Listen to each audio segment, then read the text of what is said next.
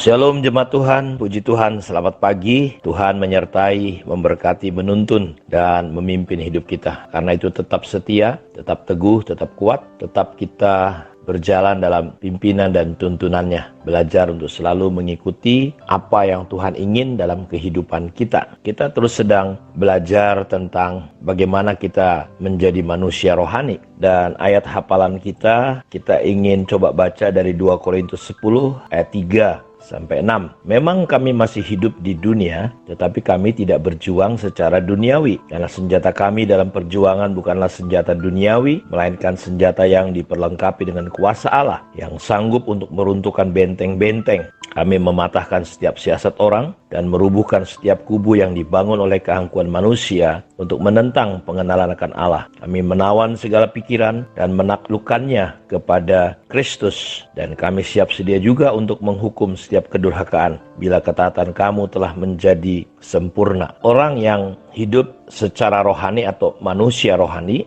dia harus sadar kita semua bahwa menjadi manusia rohani atau pneumatikos, ketika kita bertumbuh menjadi pribadi-pribadi yang saya sebut sebagai manusia Allah, bukanlah menjadikan kita manusia yang aneh, manusia yang tiba-tiba berbeda, tetapi maksudnya adalah Paulus berkata, kita tetap masih ada di dunia, tetapi kita hidup dengan cara perjuangan kita, cara kita, pola kita tidak lagi seperti cara-cara yang lama yang sudah membentuk kita. Ketika kita dulu belum bertobat, kita hidup secara manusiawi, kita hidup secara duniawi, kita kekanak-kanakan, reaksi respon kita mengikuti keinginan dan kemauan kita sendiri, dan cenderung biasanya kita berjalan secara natural, marah, emosi, menghakimi, tidak bisa tunduk, tidak bisa taat. Nah, kita selalu berjalan di dalam kedagingan, sehingga kita udah berpuluh-puluh tahun jadi orang Kristen, kita tetap tidak dewasa. Paulus berkata bahwa kalau ditinjau, dilihat dari sudut waktu, seharusnya kita semua sudah menjadi guru.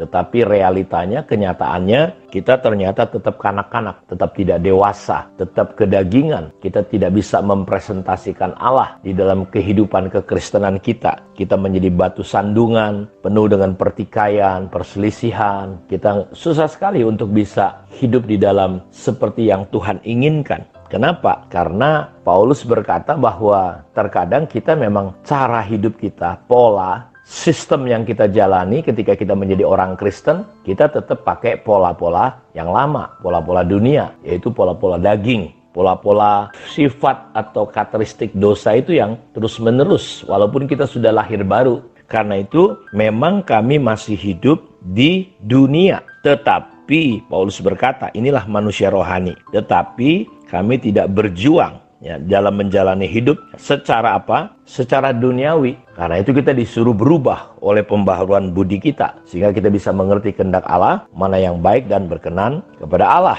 Jadi orang yang rohani adalah orang yang pikiran perasaannya dipimpin oleh kebenaran firman Tuhan. Bukan hanya berpikir positif, tetapi oleh kebenaran firman Tuhan. Kita terus mengalami sebuah proses berjalan mengikuti kebenaran, bukan lagi mengikuti hawa nafsu kita. Jadi kita bisa mengalami sebuah proses kehidupan sampai kita menjadi serupa dengan Kristus. Jadi Kristen duniawi, anak-anak, Kristen sarkikos selalu bergelut, berjuang, bergumul dengan perasaan-perasaan yang meracuninya, yang namanya iri hati, perpecahan, perselisihan, kita acuh tak acuh, ya kita masa bodoh. Karena itu ada peringatan keras bagi kita orang-orang Kristen yang masih duniawi, Bapak Ibu. Kristen duniawi bisa berada dalam kondisi yang bahaya. Kenapa? Karena mereka bisa meninggalkan imannya ya, jika mereka tidak mau berubah. Jadi kita lihat ya, banyak contoh-contoh dalam Alkitab, akhirnya ya, ketika mereka hidup dalam kedagingan, Yudas menjual Yesus.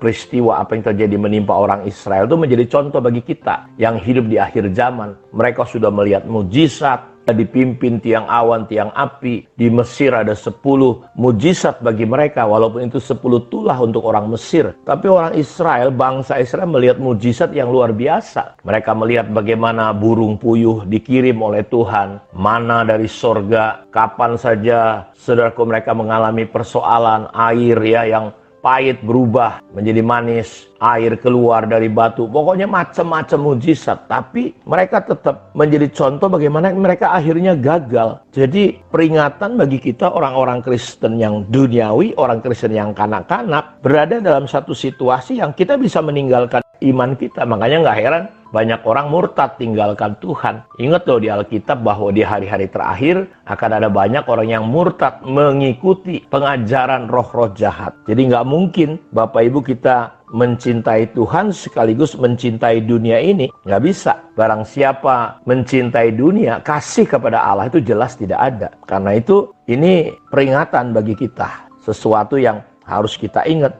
Kita harus hati-hati, karena itu kita perlu menguduskan diri kita, memisahkan diri kita. Artinya memisahkan di sini bukan saudara tidak bergaul dengan siapa-siapa, tidak. Tetapi kita mulai menggunakan pola-pola, cara-cara, prinsip-prinsip kebenaran. Ya, kita tidak lagi berjuang secara duniawi. Kita tidak hidup dengan pola cara dunia. Ya, jadi ada resiko yang besar, ya, yang bisa menimpa kehidupan orang-orang Kristen yang duniawi. Kenapa? Mereka akan mudah sekali untuk disesatkan, ya, dari Kristus dan menjadi serupa dengan dunia. Jadi kita bisa gampang tersesat gitu, orang-orang Kristen yang duniawi ini, ya, gampang kompromi. Dan akhirnya mereka bisa disingkirkan dari kerajaan Allah. Orang-orang yang mengamalkan daging, tabiat daging, dia tidak akan pernah dapat bagian di dalam kerajaan Allah. Terus resikonya, apalagi resikonya kita bisa mengalami yang namanya kematian secara rohani. Artinya makanya kita tidak mengalami perubahan. Diukur dari waktu udah jadi guru, tapi kita tetap tidak bisa, tetap kanak-kanak. Padahal Alkitab berkata bahwa firman Tuhan itu tajam daripada pedang bermata dua, mampu memisahkan